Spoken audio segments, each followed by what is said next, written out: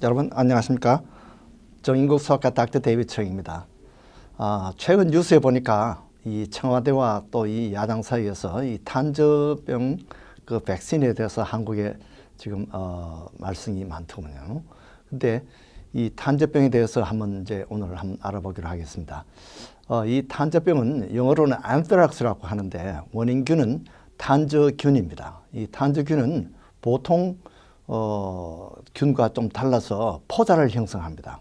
이 스포라 그러는데 포자를 형성하면 보통 이렇게 세균이 열을 가하면 죽지 않습니까? 그러나 이 포자를 형성한 그런 이 탄저균 같은 것은 잘 죽지 않습니다. 웬만한 고열을 해도 죽지 않고 아주 고압에다가 아주 높은 열에다가 이렇게 해서 살균이 어렵게 되는 그런 소독이 아주 어려운 그런 균이라고 볼 수 있습니다. 그래서 이 균이 또 사람 주로 가축에 원래 생기는데 이 사람에게도 가끔 생기거든요. 그래서 보통 한 잠복기가 한 1일 내지 5일 정도 됩니다. 그런데 세계적으로 이 발생 빈도는 약 1년에 한 2,000건 정도 그렇게 됩니다. 미국에서는 약 한두 명 정도 이렇게 그런 케이스가 생기는데 이게 이제 보통 야생에서 이렇게 숲에서 이런 탄저균이 기생하다가 짐승이나 또는 사람에게 이렇게 감염이 되는데 최근에 문제가 되는 것은 이제 이것이 무기화를 해서 탄저균 폭탄을 만들어서 북한이 이제 앞으로 위협을 하니까 거기에 대해서 이제 청와대가 거기에서 준비를 하느라고 이 백신을 샀는데 그 백신이 뭐 한 500개 정도 샀다 그래요. 그런데 그러면 국민들을 다 모두 죽어도 그 청와대 자기들만 지도자들만 살겠다는 거냐 이러면서 지금 이제 야당에서 들고 나온 거죠. 그런데 어쨌든 이 탄저 백신이 그렇게 간단하지가 않습니다. 보통 이제 이 탄저균이 들어올 때 이 감염 경로가 보통 세 군데로 들어옵니다. 우리가 그 오염된 탄저균을 만져서 피부로 이렇게 들어오는 경우가 있고 또는 그 포자가 있는 그런 것을 이렇게 우리가 들여 마셔서 호흡으로 이렇게 오는 경우가 있고 또는 음식에 또는 고기나 또는 이렇게 식물이나 그런데 이 균이 있는 것을 모르고 음식을 먹었을 때 이렇게 위장으로 들어온 세 가지 경로가 있습니다. 근데 여기서 우리가 알아둬야 될 것은 보통 우리가 동물이나 이 사람에게 오는 이 탄저균하고 또 식물에 생기는 탄저균하고는 종류가 다른 것입니다. 그래서 식물 탄저균은 괜찮습니다. 그런데 이 동물에 오는 이 탄저균 사람에게 올 수 있습니다. 그래서 이것이 피부로 이렇게 감염이 됐을 경우에는 보통 거의 대부분 제일 많은 것이 피부로 감염되는 것이 많은데요. 거의 90%가 피부로 옵니다. 그래서 그 감염된 부위에 까만 이렇게 궤양이 생깁니다. 이렇게 살이 파이는 거죠. 살이 파이는데 가운데가 까맣게 돼요. 그런데 이것이 이제 온몸에 퍼져가지고 균이 아주 독하니까 이게 피를 통해서 온몸에 가서 폐혈증을 일으키면 사망하는 율이 거의 피부로 들어왔을 때 사망률이 약 24% 정도 사망률이 됩니다. 보통 뭐 독감의 사망률이 뭐 1.5% 뭐 이런데 24%면 굉장히 그 치명적인 그런 병입니다. 그런데 이것이 우리가 잘 치료하면 피부로 들어온 것은 사망률을 1%로 이렇게 떨어뜨릴 수가 있습니다. 그러니까 피부로 오는 것은 우리가 비교적 쉽게 치료할 수 있는 거죠.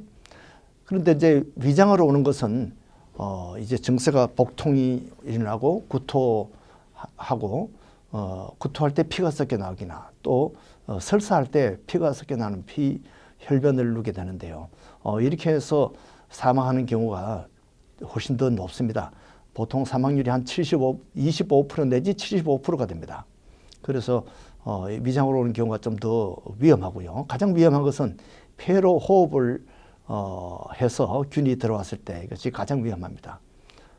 보통 이제 초기에는 임파선이나 그런 데 이제 감염이 되어 있다가 이 폐 사이에 공간인 메디아스틴이라는 것이 있는데 거기에 염증을 일으키다가 나중에 폐렴을 일으키고 그 다음에 호흡곤란을 일으키고 이렇게 해서 처음에는 독감 증세로 그렇게 비슷하게 열이 나고 하지만은 나중에는 결국은 훨씬 독감보다 사망률이 높은 사망률이 50% 내지 80%나 됩니다.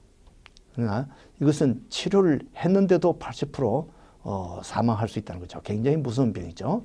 균이 아주 독한 그런 균입니다. 보통 항생제로 잘 듣지 않고요. 그러나 우리가 조기에 이것이 탄저병일 가능성이 있다 이렇게 해서 의심을 해서 탄저에 대한 특별한 항생제를 쓰고 이렇게 하면 조기 치료를 하면 사망률이 약 45% 이하로 떨어질 수가 있습니다. 어쨌든 굉장히 무서운 병입니다.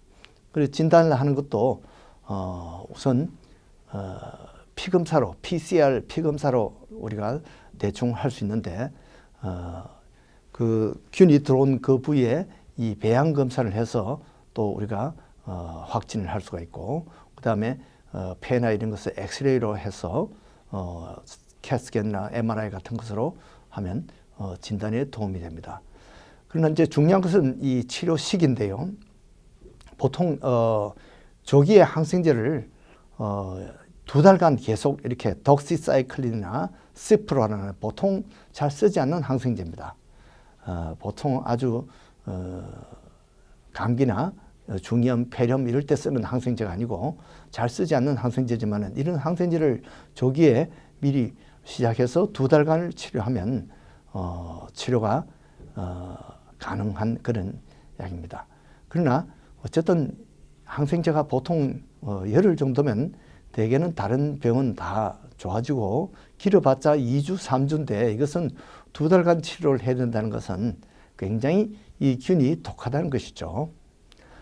그래서 일단 병에 걸렸을 때 치료하기가 이렇게 어려우니까 이것을 예방하는 방법이 가장 좋겠다는 거죠. 그런데 예방도 그렇게 간단하지가 않습니다. 이 치료를 병에 걸렸을 때 이 항생제만 가지고 되는 것이 아니고 그 균도 물론 죽여야 되지만 그 균이 내는 독소를 우리가 제거를 해야 됩니다.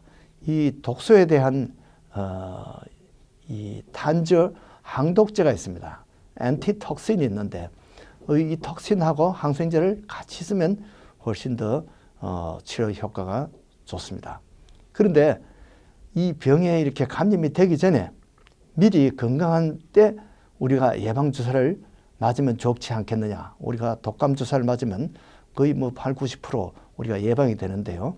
홍역이나 이런 것은 거의 99% 이상 예방이 다 됩니다. 간염 같은 거 예방주사 맞으면 거의 예방이 돼요. 근데 그런 것은 보통 한 번 맞으면 독감은 1년을 우리가 보장할 수 있어요. 그런데 이 백신은 탄저균 백신은 간단하지가 않습니다. 보통 이제 탄저균 백신이 제일 처음 나온 것은 1881년도 이 파스테르가 세균학을 연구하다가 이 가축용으로 개발한 백신이 있습니다. 그렇게 해서 그 백신을 했는데 그것을 사람에게 그대로 쓸 수가 없어요. 이제 1930년도에 러시아에서 사람용으로 썼는데 부작용이 많아요. 그러니까 그 포자 형상, 그 포자를 이용해서 실제 균을 사람에게 집어넣는 것이기 때문에 상당히 위험성이 많고 부작용이 많습니다. 그래서 미국에서는 1960년도에 아주 안전한 그 균을 없앤 완전히 이 면역만 일으키는 그런 물질을 무균성 백신을 개발했어요. 그렇게 해서 가장 안전한 백신이 사실은 1960년도 이후에 나온 이 백신인데 이 백신도 얼마나 많이 맞아야 되느냐면 5번을 맞아야 기본 백신이 됩니다. 그래서 한 번 맞고 한 달 뒤에 맞고 6개월 후에 맞고 12개월 또는 18개월 후에 이렇게 해서 1년 반을 걸쳐서 이렇게 맞아야지 기본 백신이 끝나요. 그러나 1년이 지나면 또 이것이 안심할 수가 없기 때문에 1년마다 또 추가 접종을 맞아야 됩니다. 그래서 어떤 사람이 이런 것을 맞느냐. 만약에 적군이 이런 탄저균 탄을 쓴다든지 이럴 경우에 이제 군인들이 이것을 맞아야 됩니다. 그래서 이 중동 지방에는 자연 발생하는 탄저균이 많습니다. 아프리카에 자연 발생하는 탄저균이 많아요. 그래서 군인들이 이것을 우선적으로 맞아야 됩니다. 그럼 이제 청와대가 이것을 신경을 쓰는 것은 그만큼 이 북한에서 제일 노리는 것이 청와대가 아니겠느냐. 이렇게 해서 이제 이런 백신을 도입했다가 지금 이렇게 홍역을 치르고 있는 거죠. 그러나 이렇게 한 사람이 이렇게 5번을 맞아야 되고 매년 또 추가 백신을 맞아야 되니까 사실은 뭐 500개 해도 몇 명이 혜택을 받을 수가 없습니다. 또 이렇게 뭐 국민 치료용으로 1000개를 따로 이렇게 수입했다는 그런 소문도 있는데 그것도 사실은 얼마 되지 않은 것이죠. 그래서 왜 청와대 VIP들만 맞고 우리는 못 맞느냐. 국민들에게 그렇게 뭐 항의할 수 있지만은 일반 국민들이 맞으라 그래도 저는 사실 저한테 직접 위협이 닥치지 않는 한 제가 그 주사를 맞지 않을 겁니다. 그만큼 주사 부작용도 많고 또 5번 맞고 해마다 맞아야 되니까 이것이 보통 일이 아닙니다. 그래서 이것은 적군이 탄을 터뜨렸어요. 폭탄을 터뜨려 가지고 이것이 이 청와대 주위가 다 위험하다 이럴 경우에는 청와대에서 이것을 맞아야 됩니다. 어쨌든 이런 백신이 있고요. 그 다음에 또 다른 치료가 아까 말한 이 독소를 무력화시키는 그런 엔티톡신이 있습니다. 엔트락스 엔티톡신이 있는데 이것은 AB트락스라는 게 2009년도에 개발되어 있고요.